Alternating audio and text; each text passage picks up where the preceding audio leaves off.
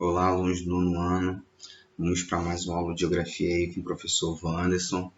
Hoje a gente vai estar iniciando não, vamos dar continuidade aí à unidade 4, temas 3 e 4, agora falando sobre a União Europeia.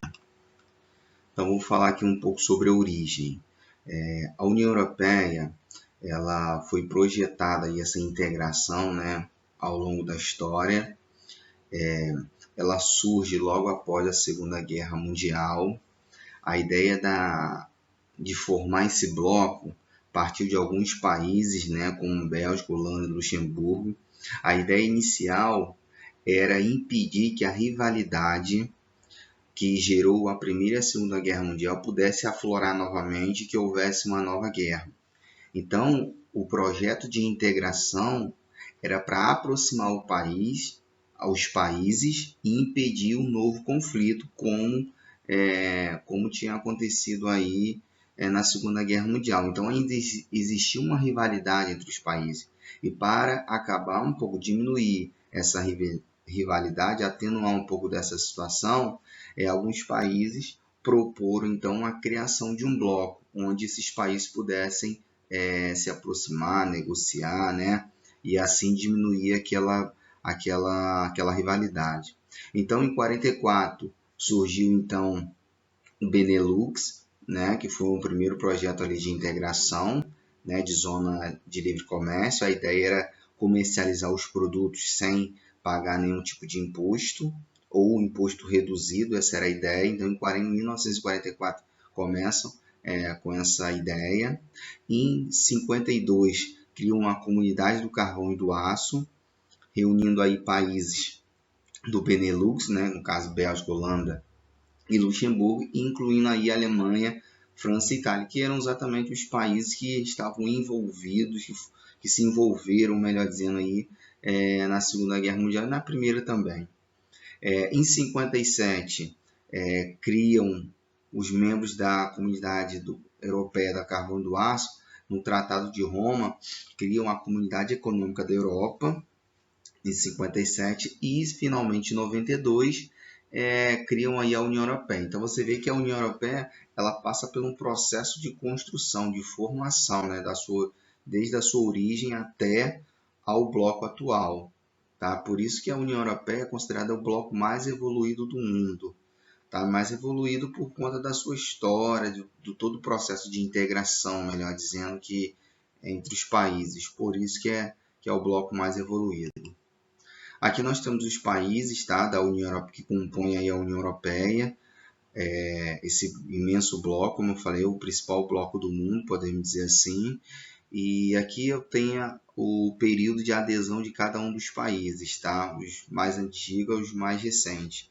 Só lembrando que aqui nós ainda temos o Reino Unido, porque eu não encontrei nenhuma imagem que pudesse representar a União Europeia sem o Reino Unido, já que esse processo foi bem recente, né? Foi agora no início do ano que o Reino Unido saiu da União Europeia, então não tem nenhuma imagem na internet atualizada. Então, vocês podem ignorar aí o Reino Unido, essa parte.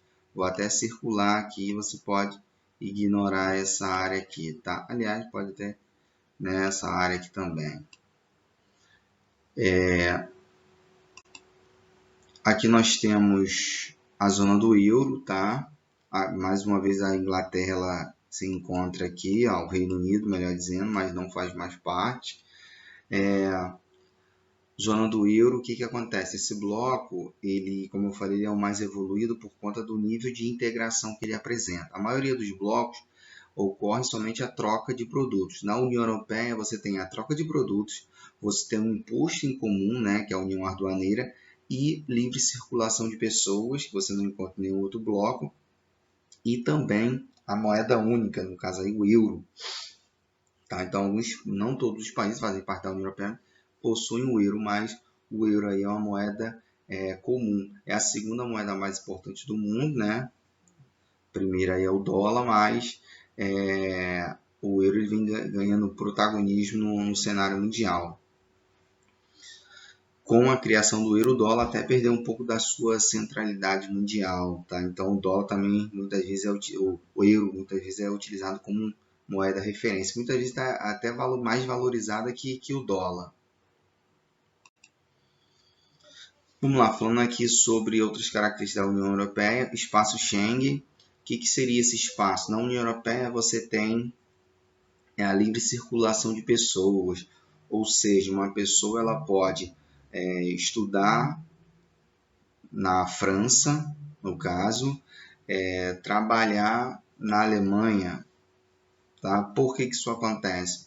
Por conta da livre circulação de pessoas, esse espaço Schengen aí que possibilita isso. Tá? Então, uma pessoa ela pode... É como se a pessoa fosse para um estado diferente, né? Não precisa passar pela imigração, nada disso. A pessoa pode sair de um país para o outro livremente, sem ser incomodada, sem a necessidade de um visto, nada. A pessoa pode circular livremente. Na União Europeia, áreas mais industrializadas do mundo, com produção de alta tecnologia, tá? Aí você tem destaque Alemanha, França, todos esses países com nível de tecnologia bem avançado. A saída do Reino Unido ficou conhecida aí como Brexit, tá? Que é a saída do Reino Unido.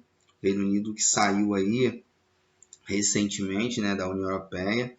E um dos motivos, né, que fizeram com que o Reino Unido deixasse a União Europeia, a gente pode destacar pelo menos 3, tá? A política econômica, uma vez que o Reino Unido, o que acontece? No bloco da União Europeia, você tem uma desigualdade muito grande entre os países. Então, aqueles países que são mais ricos têm que colocar mais dinheiro até mesmo para ajudar aqueles países menos desenvolvidos, mas fazem parte do bloco. Então, o Reino Unido estava gastando muito dinheiro, investindo muito dinheiro na União Europeia, podendo e deixando de investir na população do seu país, população britânica. Então, isso foi o primeiro motivo, tá? Que fizeram com que o Reino Unido deixasse o bloco. Outra questão também foi o comércio, porque quando o Brasil, por exemplo, ia importar alguma coisa para o Reino Unido, não diretamente para o Reino Unido, tinha que negociar com a União Europeia. E a União Europeia repassava para o Reino Unido. Então, agora o Reino Unido tem a possibilidade de comercializar diretamente com o Brasil e, quem sabe, cobrar um preço mais alto pelo aquilo que está produzindo.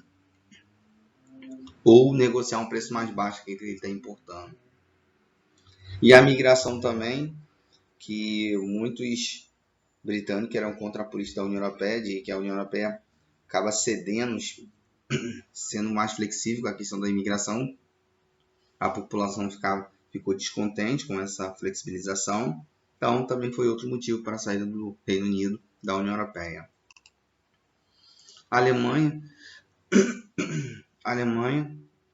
só lembrando, tá, que a União Europeia não é um país não é um bloco homogêneo, ou seja, tem diferenças econômicas e políticas no bloco.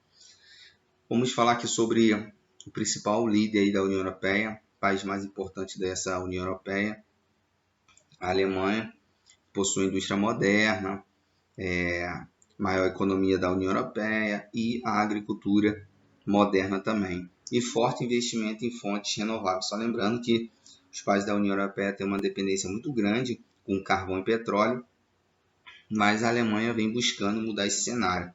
Então, uma projeção que até 2050, a maior parte do consumo de energia na Alemanha seja de fontes renováveis. Tá? Então, vai ser a virada energética da Alemanha nos próximos anos.